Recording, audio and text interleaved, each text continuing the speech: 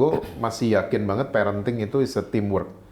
Kalau udah nggak ada teamwork, korbannya siapa? Anak-anak. Iya. Nah, kalau menurut lo cara yang paling efektif untuk mendisiplinkan anak tanpa memisahkan peran orang tua gimana? Bayangin kalau anak-anak denger tiba-tiba anjing lo gitu. Gue pernah dipukul karena gue dorong kakak gue yang perempuan. Jadi bokap gue tuh kasih lihat memang dia nggak pernah mukul nyokap. Sehingga anak itu kalau misalnya disampaikan sesuatu, dia harus tanya dulu, kenapa saya harus lakukan ini? Harus dijelaskan dulu. Kalau orang tua itu mulai menggunakan verbal abuse, ini korbannya benar-benar anak-anak sih. Kasian gitu loh.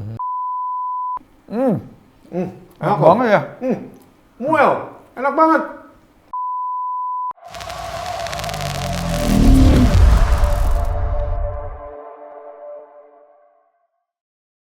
Jadi gue kan baru kemarin ke Morowali, ya.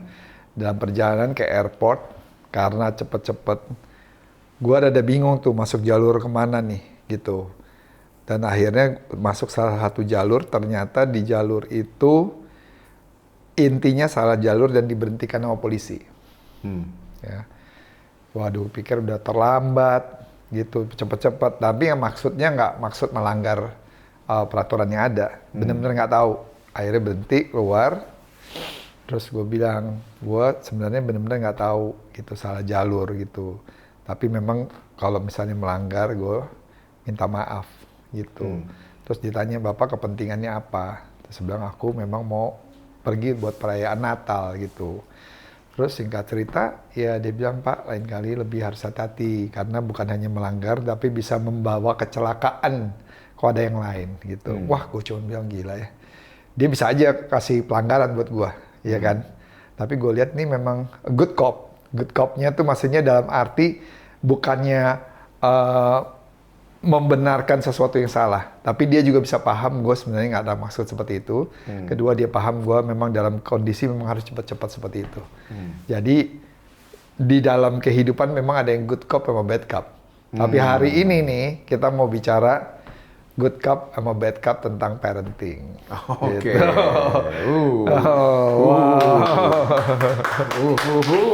Nah, ini ada psikolog Dr. Laura Markham. Dia bilang gini, bahwa menekankan bahwa jika orang tua tidak sepakat tentang perannya, pola ini dapat membuat anak bingung atau bahkan memanipulasi situasi untuk keuntungan daripada anak tersebut. Anak mungkin melihat satu orang tua sebagai musuh dan yang lainnya bisa sebagai penyelamat. What do you think about that? Gue rasa ini mesti jadi edukasi buat anak-anak ya, bahwa bad cop and good cop ini adalah istilah dari generasi gue dalam hal parenting, which is satu baik, satu galak. Zaman dulu kita cuma ngomongnya gitu. Nah, tapi dengan berkembangnya informasi, orang-orang jadi tahu banyak ilmu pengetahuan dan lain sebagainya, ternyata anak-anak mesti mengerti bahwa misalnya papanya ekstrovert, mamanya introvert. Wah, ternyata ngomong sama mama lebih enak gitu. Mama soalnya nggak mau konflik, mama damai-damai aja. Ngomong sama papa ngegas mulu papa gitu loh.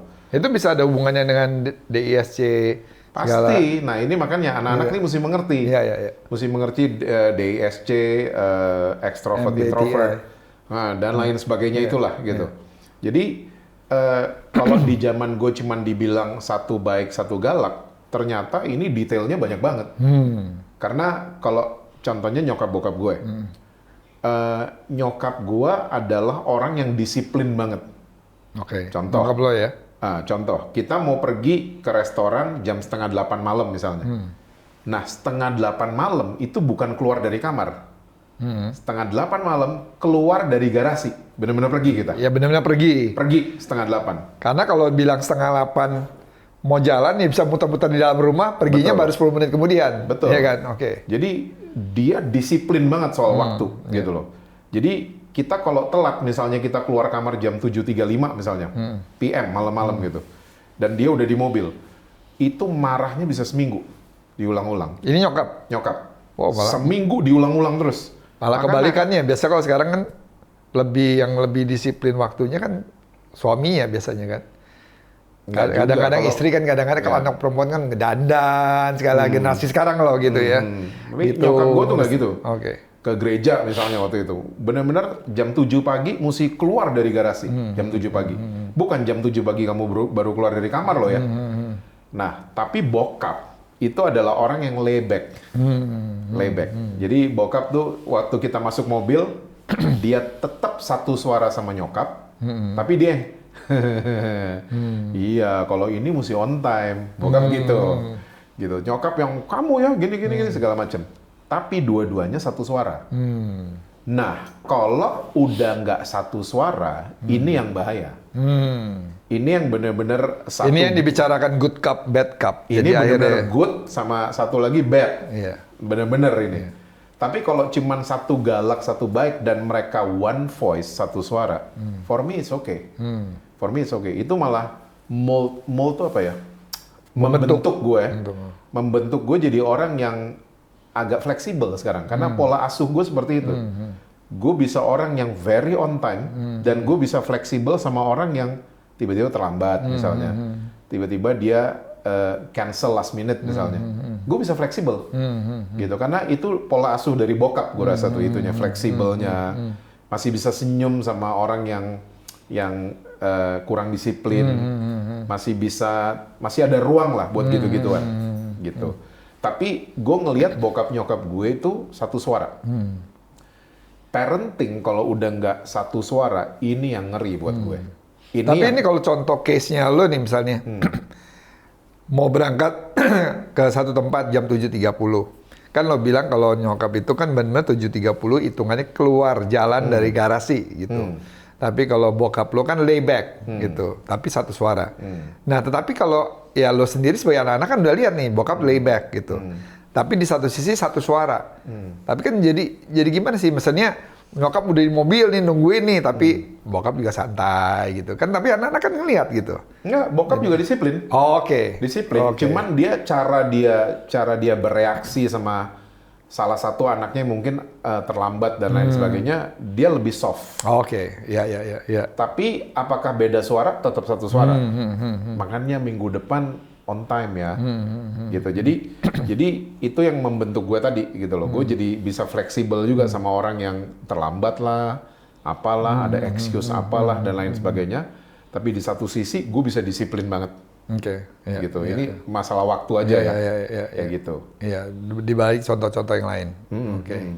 Tapi sekali lagi, kalau udah tidak satu suara, ini yang buat gue Jadi satu bisa bad, masalah. satu good. Iya. Dan itu nanti kita mau bicarakan lagi dan ini yang bisa dimanfaatkan gitu dengan anak-anak. Betul. Dengan kondisi seperti itu. Betul. Karena anak-anak tuh mesti apa ya? Selain mereka juga mesti menemukan diri mereka, mereka tuh DISC yang mana, kuatnya yang mana. Mereka extrovert, introvert, apalah tuh STMJ atau apa. Iya. NTG segala macam. Dan lain sebagainya itu. Mereka mesti dapat edukasi soal itu. Dan gue rasa ini sudah di mana-mana ya. Jadi waktu anak-anak paham personality-nya mereka seperti apa, mereka dengan mudahnya bisa mengerti orang tua mereka. Bahwa satu ada yang ngegas, satu ada yang soft, gitu loh. Tapi yang mesti dilihat sama anak-anak adalah mereka one voice nggak? Gue seneng banget beberapa waktu lalu ada di sosial media ada yang viral, anak kecil, I don't wanna eat gitu, video, gitu. Mamanya I don't wanna eat because I wanna play with my dolls gitu, mau main sama boneka gitu. Oke, mamanya bilang kalau kamu nggak makan, bonekanya mama nggak keluarin. Wah, dia jerit-jerit, dia ke dedinya. Dia ke dedinya, ternyata dedinya one voice sama istrinya. One voice. Oh, kamu mau main ya? Dedinya ada soft. Oh, kamu mau main boneka? Tapi temenin Dedi makan dulu dong. Karena Dedi nggak mungkin berseberangan sama Mami pendapatnya. Kalau kamu mau main boneka, makan dulu sama kita ya. Dan itu bagus tuh ya, karena Bagus bapaknya bilang temenin Dedi makan, Iya. ya kan gitu. Iya. Walaupun maminya bilang kalau kamu nggak makan, bonekanya nggak dikeluarin. Nah, itu kan sebenarnya Iya. cuma karena perbedaan personality Iya, kan. iya. Mamanya That's very mungkin nice. ngegas, bapaknya yang soft ternyata. Iya, itu Dan kerjasama yang baik tuh. Yes, dan juga sebaliknya gitu. Bisa aja bapaknya yang ngegas, mamanya soft tapi satu suara. Satu suara, one voice, one direction. Yes. Tapi udah bubar ya. One Direction nama band kayaknya. Oh iya, udah bubar. Udah nggak Yang sama-sama. katanya saing-saingin The Beatles katanya. Waduh, siapa yang bilang tuh? Hah? Apa? Saing-saingin The Beatles katanya. Apa? One Direction. Seng-seng The Beatles. Saing-saingin. Oh, bukannya udah beda era gimana sih? Makanya kan dibilang katanya, wah ini akan nyamain Beatles, bla bla bla. Rekor-rekornya. Oh gitu, record labelnya. Maksudnya. Oke.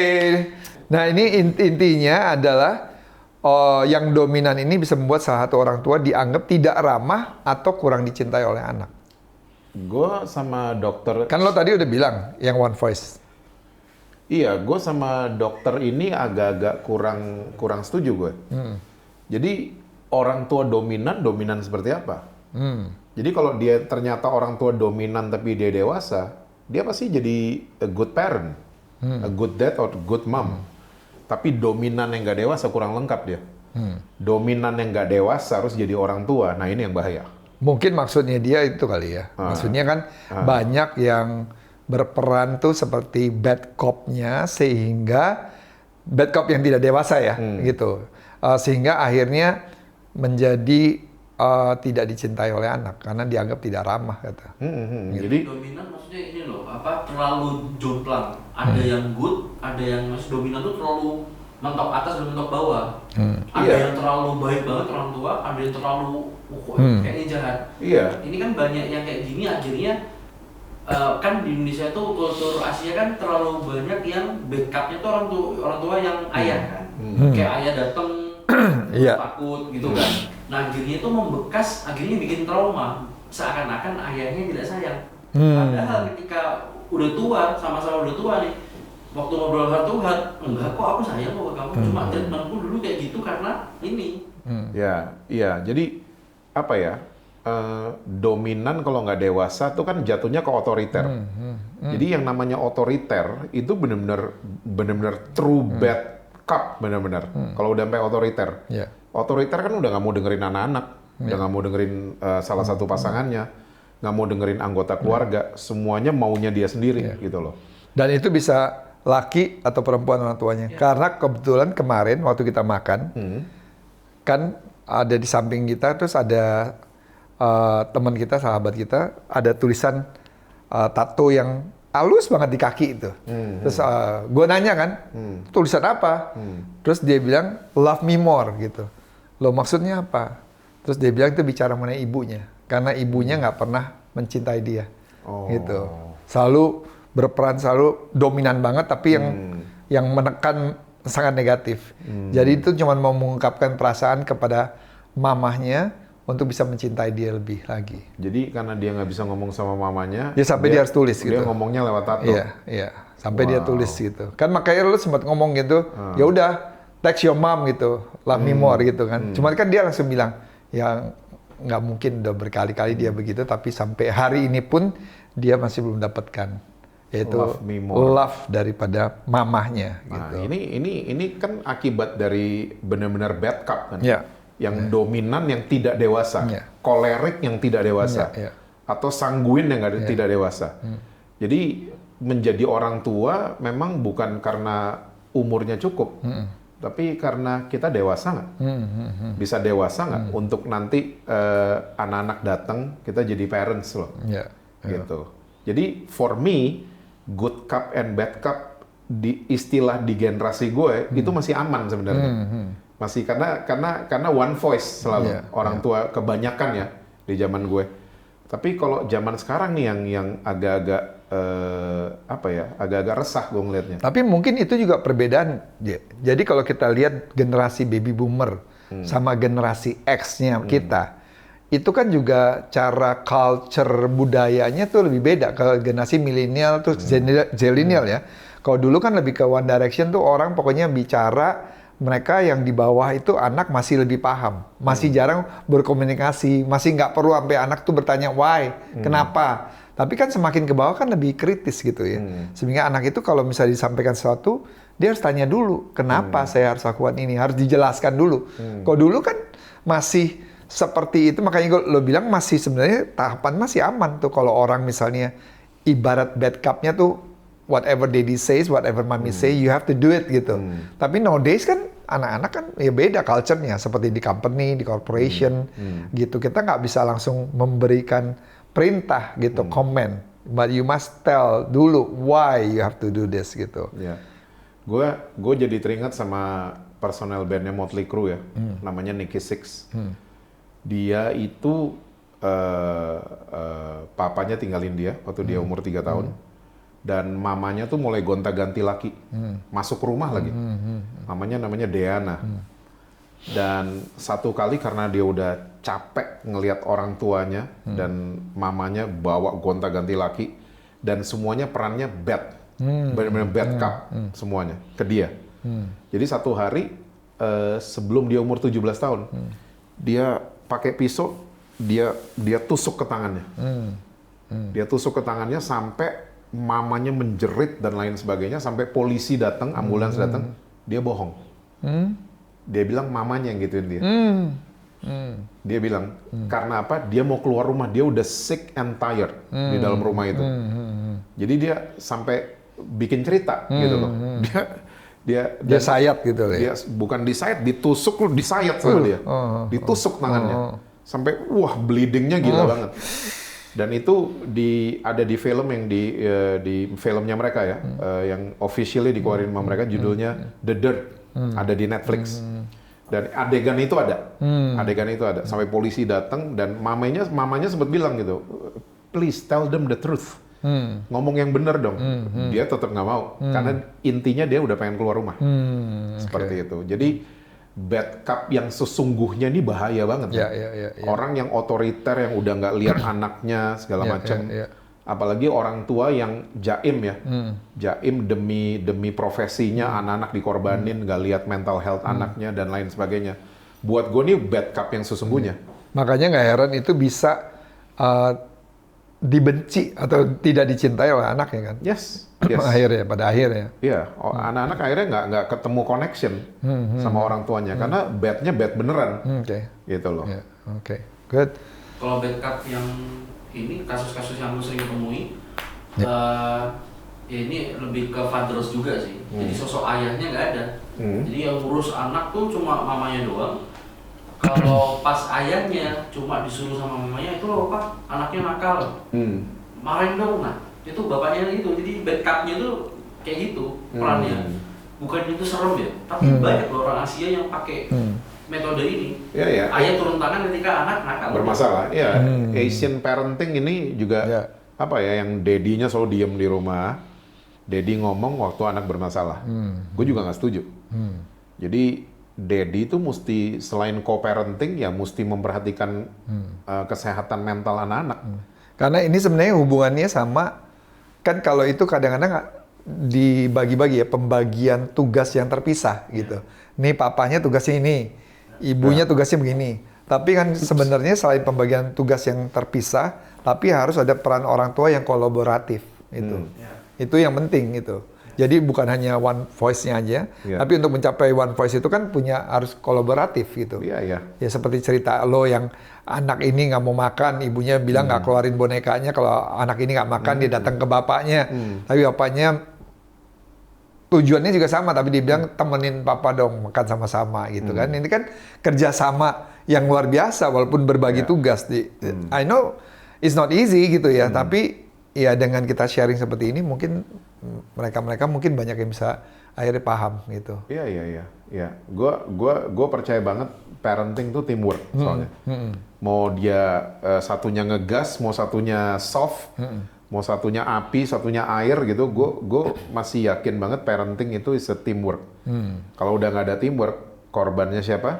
Anak-anak. Iya. Anak-anak yang kasihan. Nah kita pernah dengar ya di luar ini ya, siapa yang sempat bicara terus kita we are so agree. Kalau nggak salah si Donna ya, Donna Luntungan, yang reparenting atau apa? Reparenting. Donna. Hai Donna. Ya. Nah, dengan kondisi seperti good cup sama bad cup itu, bisa membuat anak jadi bingung nggak? Maksudnya ini otoritasnya ini lebih ke siapa nih? Karena kan dua-duanya ini kayaknya seperti punya perannya masing-masing dan punya otoriternya masing-masing gitu. Balik lagi ya, kalau emang orang tuanya dua-duanya bisa kerja sama, teamwork, gue rasa anak-anak tuh akan fine-fine aja, akan fine-fine aja. Yang masalah selalu buat anak-anak kan kalau terjadi disconnect misalnya, terus verbal abuse dari orang tua ke anak-anak. Nah ini kan benar-benar bad things benar-benar. Jadi ternyata physical abuse. Zaman dulu gue dipukul loh. Gue pernah dipukul karena gue dorong kakak gue yang perempuan. Jadi bokap gue tuh kasih lihat memang dia nggak pernah mukul nyokap, nggak pernah. Jadi kalau dia ngelihat ada cowok berani sama perempuan, wah dia paling naik darah bokap gue dulu. Dia orangnya layback, tapi kalau dia lihat gituan, dia bisa betanduk tiba-tiba bokap gue dengan jari-jarinya yang segede pisang Ambon tuh. Gue kalau kamu, karena lo dorong kakak lo yang perempuan, dia nggak suka gitu kalau ada cowok kayaknya menganggap perempuan tuh lemah, terus semena-mena gitu, dia nggak suka banget. Nah, kalau orang tua itu mulai menggunakan verbal abuse, ini korbannya benar-benar anak-anak sih, kasian gitu loh. Kan verbal abuse kadang-kadang kan keluar dari suami ke istri, terus anak-anak denger. Gitu, anak-anak dengar. Kan ada istilah di generasi gue, anak-anak itu merasa aman kalau ngelihat daddy-nya sayang sama mami. Gitu, kalau lihat daddy mereka sayang sama mami mereka, anak-anak langsung aman. Bayangin kalau anak-anak denger, tiba-tiba, anjing lo, gitu. Pelacur lo, bla bla bla segala macam. Verbal abuse gitu yang keluar. Anak-anak tuh terluka. Dan waktu kita nggak benerin ini semua, kita akan cenderung mengulang kan. Waktu kita nanti jadi parents, karena kita nggak benerin. Karena sekali lagi kultur di sini aib itu jangan dibuka. Gitu. Jadi banyak orang tuh yang nutup, nggak berani buka, nggak berani cerita keadaan keluarga mereka. Akhirnya ruginya di mereka sendiri. Gitu loh. Nah, kalau menurut lo cara yang paling efektif untuk mendisiplinkan anak tanpa memisahkan peran orang tua gimana? Seperti yang gue lakukan sama dua anak gue ya. Ya gimana tuh? Gue waktu disiplin mereka tuh, nama disiplinnya adalah agreement. Jadi anak gue bikin salah waktu itu Pangeran. Pangeran nilainya jelek. Karena gue lihat dia main PlayStation terus. Nah, gue ngomong dengan suara yang flat, nggak ngegas. Pangeran, kalau minggu depan masih jelek nilainya, boleh nggak PlayStation-nya dia diambil? Karena mungkin karena PlayStation kamu jadi nggak fokus di sekolah. Dia lihat gue terus oke, Dad, gitu. Dia kayaknya mikir gitu loh kalau PlayStation-nya diambil. Ternyata minggu depannya nilainya jelek lagi. Gue datengin dia sama flat, tidak ngegas. Gue bilang, Pangeran, we agreed. Kita udah agree. Nah itu disiplin. Dia akhirnya rela dicabut semua PlayStation-nya diumpetin. Gitu.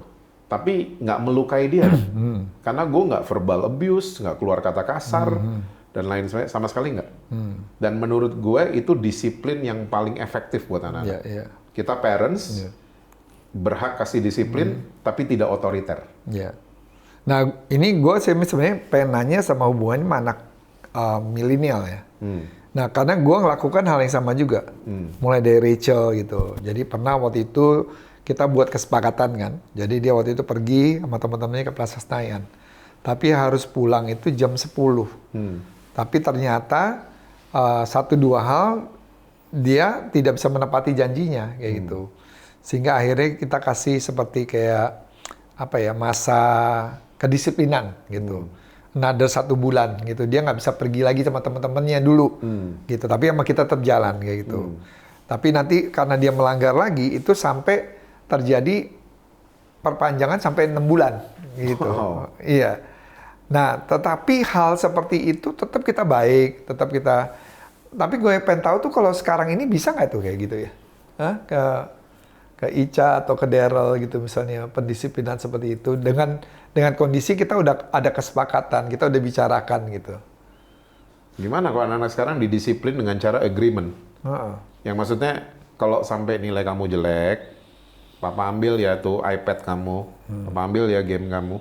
Anak-anak sekarang kena nggak gitu-gituin? Nggak bisa lihat laptop, nggak bisa main game lagi gitu. Soalnya kan dari ini kan kesepakatan dari kasih pengertian kan. Iya. Itu solusinya sih. Tapi kadang-kadang kan bisa kayak marah gitu.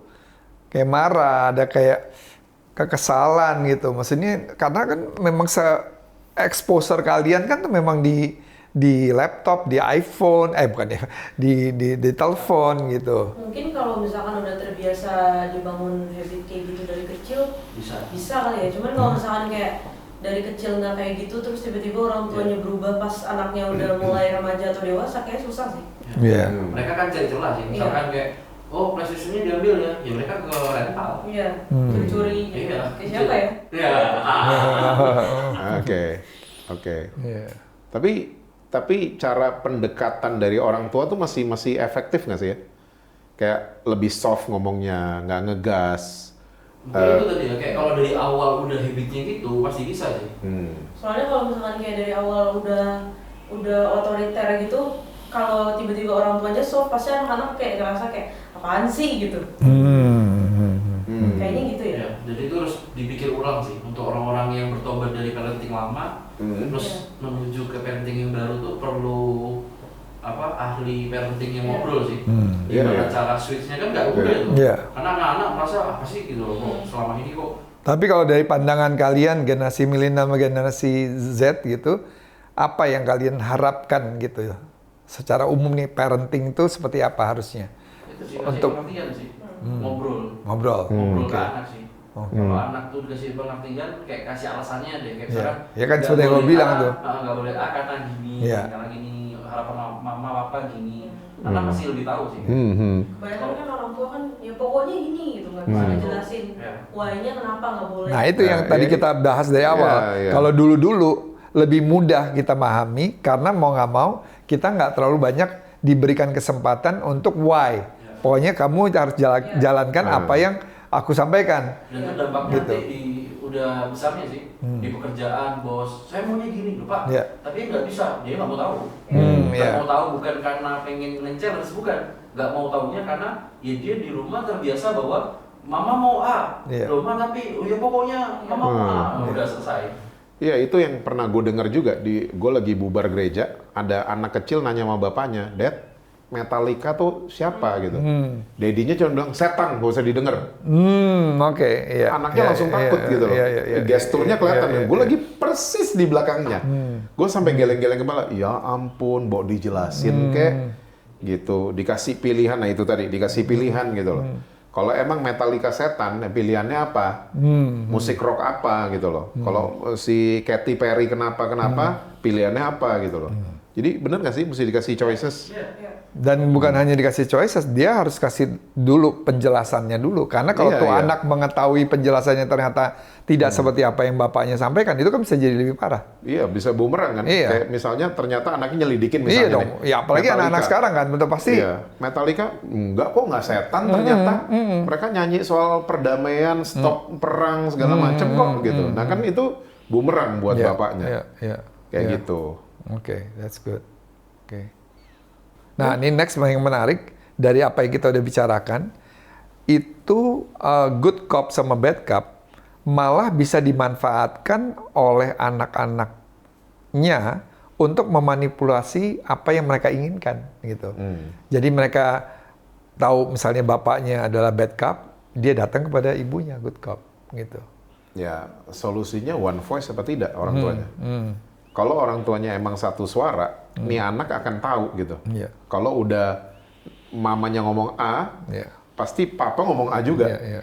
Gitu loh. Mama ngomong Air Jordan, papa pasti Air Jordan juga gitu loh. Nggak beda-beda. Tapi yang luar biasa ya, ini anak tuh bisa dari kecil sekali. Umur 2 tahun pun dia bisa memanipulasi orang tua loh. Kalau mereka nggak seperti punya satu kesepakatan ya, one voice gitu ya, atau bukan hanya bagi peran tugas tapi juga kolaboratif, ini anak tuh bisa paham. Ya itu kan sifat dasar manusia ya, selalu mau dapetin apa yang dia mau, gitu. Tapi again, kalau against one voice, ini anak akan terbentuk kok, dapat pola asuh yang bagus, karena satu suara dua-duanya, gitu. Despite of itu ya tadi ya, otoriter segala macam.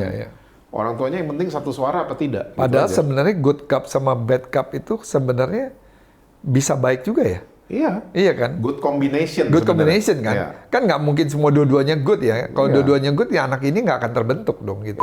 Kayak gini aja, misalnya bapaknya flekmatis, mamanya flekmatis. Nah ini kan agak bahaya juga ya. Iya, iya. Dua-duanya kelihatan good kan, kelihatan damai-damai, nggak mau konflik. Iya. Tapi tiba-tiba nggak kemana-mana nih keluarga. Iya, betul. Gitu. Iya. Anak-anak, aku mau nonton ini, terserah kamu gitu. Semuanya terserah. Karena nggak sense of discipline-nya nggak ada gitu Iya, loh. iya, iya. Dari orang yang mau damai-damai. Iya, iya. Oh takut nanti anaknya kayak apa ya? Kayak misalnya lagi apa ya? Lagi Jumatan atau lagi mingguan, lagi kebaktian.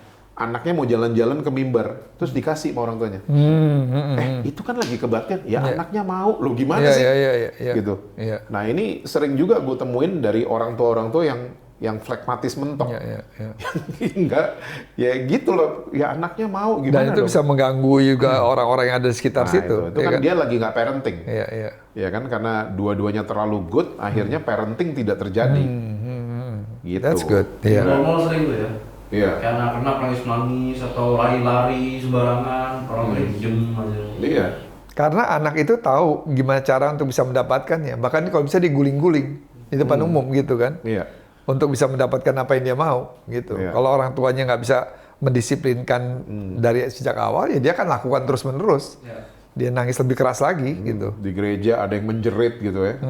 Maksudnya ya bawa dia ke sekolah minggu gitu. Iya, loh. iya. Ini menjerit di kebaktian umum gitu loh. Wah gitu lagi khotbah lagi. Itu masih pengalaman-pengalaman kita tuh. Oke, next. Nih bagaimana dampaknya jika si anak ini menyadari perbedaan peraturan dari kedua orang tua? Ini kasihan sih kalau buat gue. Orang tua, papa dan mama punya aturan sendiri-sendiri gitu kan. Iya. Papanya Ya si beda. anak jadi menyadari ini kayak orang tua ini, si papa punya aturan sendiri, si mama punya aturan sendiri gitu. Kayak misalnya gini, ada mama yang gue tuh nggak masalah lihat ada ibu rumah tangga kerja jadi career woman misalnya. Sama, gue juga malah encourage gitu. Ya, tapi kodratnya wanita kan adalah apa ya? Kalau lo emang kerja dan punya staff di kantor, balik ke rumah, lo istri kan, tetap aja mesti nunduk sama suami. Gak bisa suami lo jadiin karyawan juga kan? Gak bisa. Iya. Nah, itu soal lain ya. Tapi kalau soal parenting, banyak orang tua yang karena merasa bersalah nggak punya waktu sama anak-anak, mulai mendidik anak-anak pakai things, pakai barang-barang. Nah ini yang bahaya banget. Ini bahaya banget. Ya. Karena dia terlalu sibuk, nggak ada waktu dan lain sebagainya. Anak-anak selalu sama babysitter, anak-anak selalu sama teman-teman. Akhirnya waktu ketemu sama anaknya, semuanya bareng. Bareng. Sementara pasangannya, misalnya istrinya atau suaminya, didiknya tuh dengan kasih benar-benar. Atau dengan kasih, value. dengan value, Iya. diajarin nilai-nilai, Iya. diajarin kultur, Iya. diajarin sopan, Manners gitu. dan lain sebagainya. Yang ini Tiba-tiba- dengan barang. Nah, Iya. tiba-tiba datang nih pasangannya, satu lagi yang tidak Wow. team up sama pasangannya, bareng. Iya. Ceder, Dan ini ceder. bisa runtuh semua apa yang dibangun Runtuh. dengan susah, payah. Runtuh, ini udah dibangun, ini Iya. nggak gampang kan bangun Iya, value. that's right. Nggak Iya. gampang. Tiba-tiba datang ini, merek ini, terus kamu lihat orang berduit atau enggak gitu. Waduh, runtuh semua tuh, Iya. runtuh. Nah, ini yang paling menyedihkan. Ini menyedihkan, ya. Dan ini terjadi sama Etin. Waduh. Asal jangan bocor. Waduh. Bocor halus. Waduh. Bocor halus. Ini yang unsensor gimana sih? Markus, awas ya. Wah, kalau sampai lupa sensor sih gua nggak tahu. Gua nggak ikutan deh. Itu buat itu aja behind the scene-nya aja. Keluarinnya buat khusus buat behind the scene. Yang bayar subscription gitu. Lupa sensor, Daniel juga lupa lagi. Tapi buat yang berlangganan boleh dikeluarin. Oh iya, yang berlangganan boleh. Iya, nanti. boleh. Bipnya dibuka. Tapi gue baru tahu juga sih. Oke, jadi peraturan yang berbeda itu kan benar, gue sih setuju banget, itu sangat bahaya banget gitu. Bahaya buat dampak psikologis juga kepada anaknya tersebut kan. Karena value yang kita udah bangun susah payah, manners, personality, attitude, segala semuanya itu hancur dengan segala sesuatu itu materi. Barang-barang, ngelihat orang dari uang aja, Iya. segala macam uang. Nah ini kan tetap harus diselesaikan, J. Nah ini gimana ya, maksudnya kalau dua orang tua yang peraturannya beda, yang satu berpegang teguh dengan value, yang satu materi, tapi ngerusak daripada anaknya. Tapi anak ini kan ada milik daripada kedua orang tua yang kita cintai gitu. Supaya nih anak ini bisa terselamatkan dan tidak terbawa kepada snowballs dan semakin hanyut, ini gimana nih bisa? Gue ngelihatnya udah susah. Jadi preventifnya adalah dari pacaran tuh udah diobrolin. Nah ini kan preventif, tapi kalau ini kan harus kuratif. Misalnya preventif orang supaya nggak sakit, ya olahraga gaya hidup sehat. Nah, sekarang udah sakit nih, ada yang terminal ill gitu, cancer stadium 1, 2, 3, tapi kan tetap disembuhkan. Nah gimana tuh? Ya yang paling bisa ditolong anak-anaknya. Oke. Dan itu jangka panjang mainannya. Karena nih anak-anak. Tapi kalau anak ini masih ada di dalam pengaruh salah satu orang tua gitu misalnya, ya kan? Ini kan tetap orang tuanya tetap ada nih dua nih, kecuali salah satunya udah berubah. Tapi kalau satunya belum berubah dengan style yang sama, memanjakan dengan materi dan lain sebagainya, nah kan terus terjadi kan di dalam itu. Ya, gue masih ngelihatnya gini. Hari ini tuh banyak banget informasi. Suatu anak pasti nonton informasi kan. Informasi kita nggak minta sekarang, datang sendiri semuanya. Yang kedua pergaulan. Hopefully itu anak punya teman-teman yang jadi support system yang bagus. Yang akhirnya dia kebuka bahwa hidup is not about money, it's not about position, it's not about domaining, lo lebih di atas, kamu di bawah, bukan soal gitu-gituan. It's about love one another. Gitu. One day dia bisa kebuka, dan itu jangka panjang ya, again. Karena bayangin dia dari kecil gede dengan dua kultur di rumah. Ya, satu begini, dan gue percaya juga salah satu pihak yang ngajarin kasih ke anak ini, ngajarin value, itu pasti ada terus kan di anak itu. Satu hari kalau dia masih nilai-nilai yang dia dapatkan kan sama ini, iya. Kalau tiba-tiba dia lihat, dia ketemu teman-teman dan lain sebagainya, itu bisa kepanggil kan, ke recall dari dia kan. Ini yang diajarin bokap gue misalnya, ini yang diajarin nyokap gue ternyata nih gitu. Muncul lagi semuanya. Cuman bisa berharap sama itu.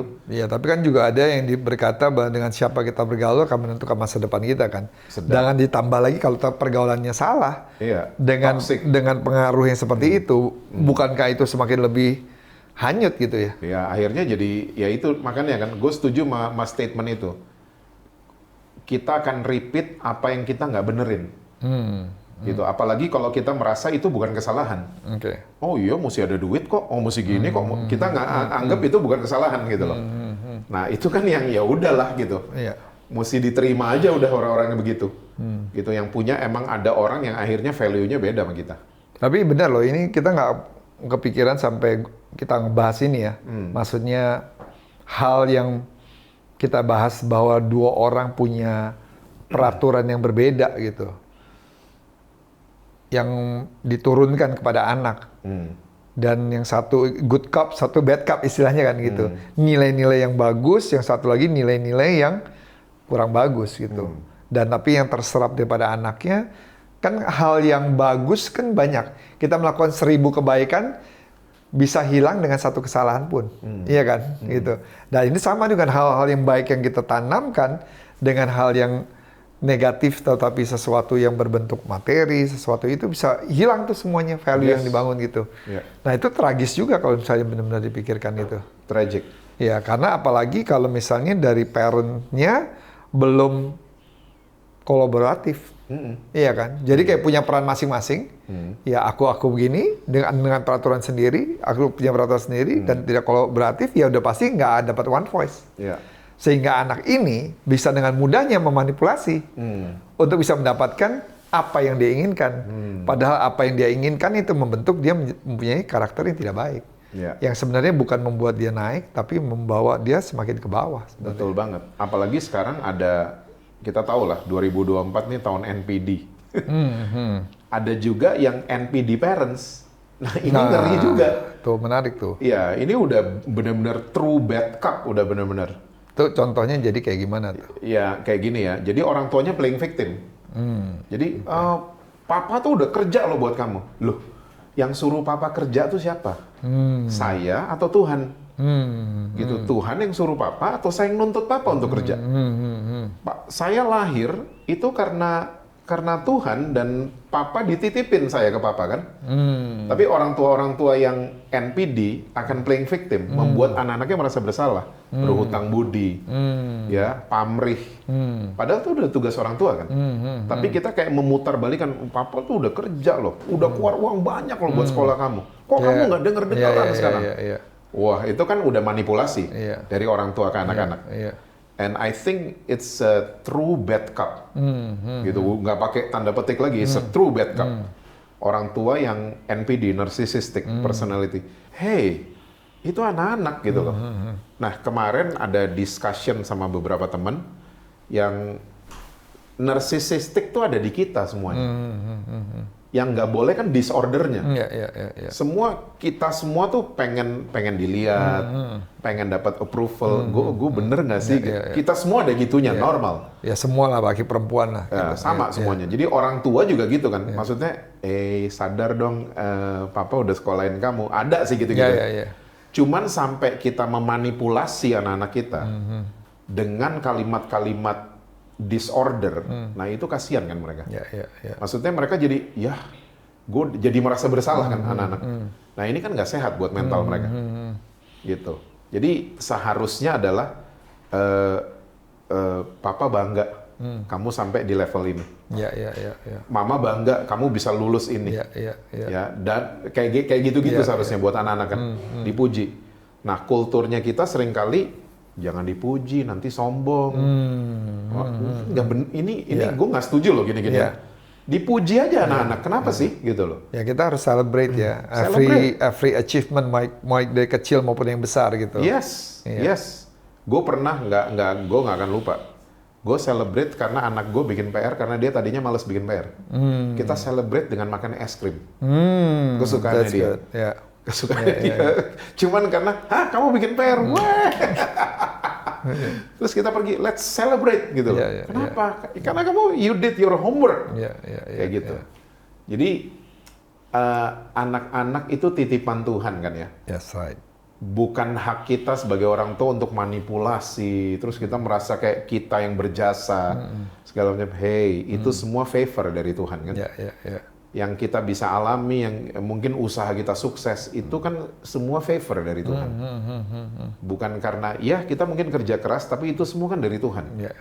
Jangan memanipulasi anak-anak dengan kalimat-kalimat yang akhirnya mereka merasa bersalah. Mereka jadi nggak percaya diri. Keluar rumah jadi, terus akhirnya mereka di luar rumah jadi begitu juga. Jadi begitu. Karena pengaruh dari parenting daripada orang tuanya. Pola asuh orang tua. Oke. Nah, terakhir J, untuk menutup ini semua yang kita bicarakan, yang gue mau dengar opinion lo tuh bagaimana kita orang tua bisa mendisiplinkan anak secara konsisten tanpa perlu membebankan peran tertentu kepada salah satu pihak gitu. Sebagai orang tua lah gitu. Ya itu tadi maksudnya dari mereka pacaran udah mesti dikasih bekal nih calon-calon orang tua. Nggak cuman tahu bikin anak aja gitu loh. Mereka mesti tahu bahwa nanti mereka akan jadi papa dan mama. Bukan cuman jadi suami dan istri aja, bukan.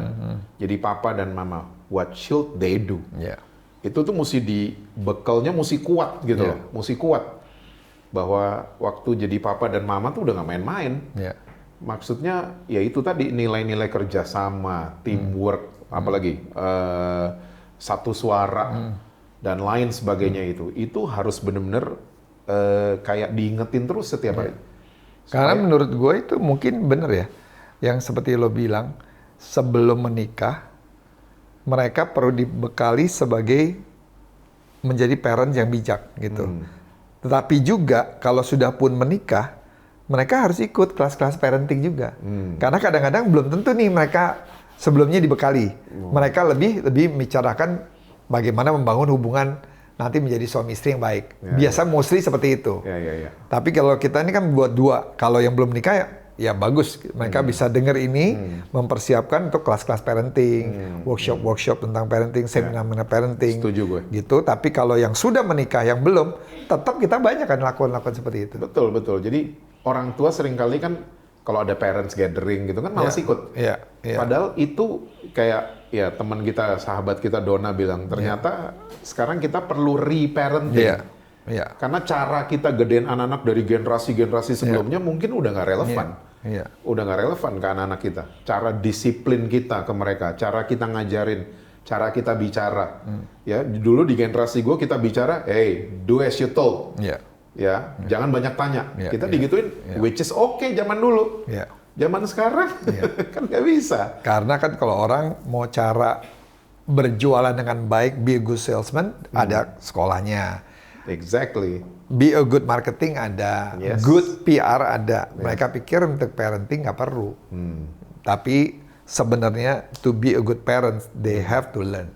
Gitu. Dan yang sedih juga adalah banyak parents yang berpikir kalau kita banyak uang, we are a good parents.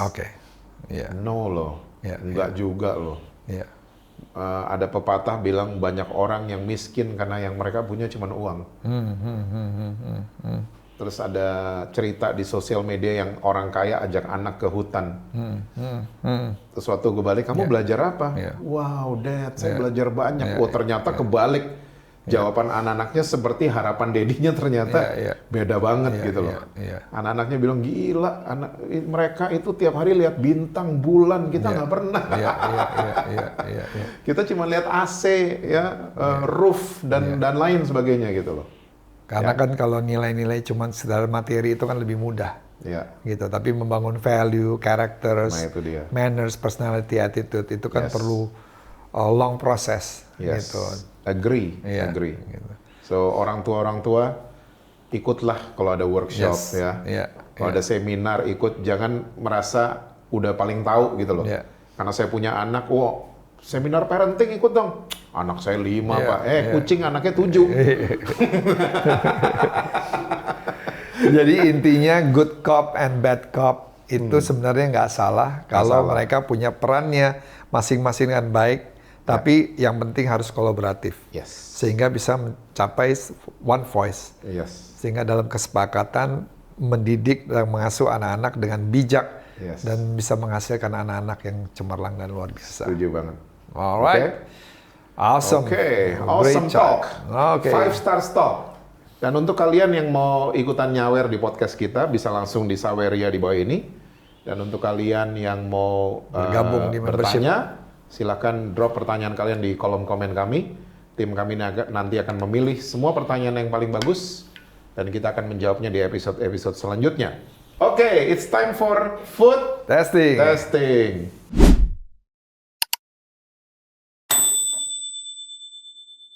Wow, hari ini kita food testing dari Muel in Kiriwang. Sense Rival Cake. Ini artinya cake ini sejarahnya dari Filipina, tahun 1920, 1930. Artinya adalah no rival. Jadi Sense rival cake. Rivalry. Jadi no rivalry. Jadi ternyata di Jakarta ada yang bikin namanya Muel in Kiriwang, nggak ada tokonya. Ini homemade dong ya? Homemade. Jadi kalau mau pesen langsung aja ke Instagramnya Muel in Kiriwang. Sense rival cake from Philippines. Made by Indonesian. Yuk kita coba. Ini kayaknya enak kan pakai tangan langsung nih. Ya. Ini ada peanut butter yang pasti kelihatan dari depannya. Peanut butter? Enggak, ini apa dong? Ya gue belum cobain. Bukan ini peanut di atasnya? Bukan. Habis apa? Ini buttercream. Cashew dihancurin. Ada cashewnya nih, kacangnya. Enak banget ya? Muel, enak banget. Guys, lihat tuh. Enak banget. Ya ini buttercream dicampur sama putih telur, Gila, juara banget. mering. Juara banget, enak banget. Wah, enak banget nih. Hmm. Wah, gila. Dan ini turun temurun konsepnya dari Oma. oma opanya Muel, papanya Muel, sekarang Muel yang buat. Wah, enak. Hebat ya, anak-anak sekarang ya. Guys, Wah, enak loh. very highly recommended. It's very good. Guys, kalau mau pesan langsung ke Instagramnya Muel in Kiriwang. Poin dari gue 9,5. Gua 9,7 deh. Gitu, very good banget. Almost perfect. Enak banget. Oke. Wow. Oke So banget. good, kan? So good. See you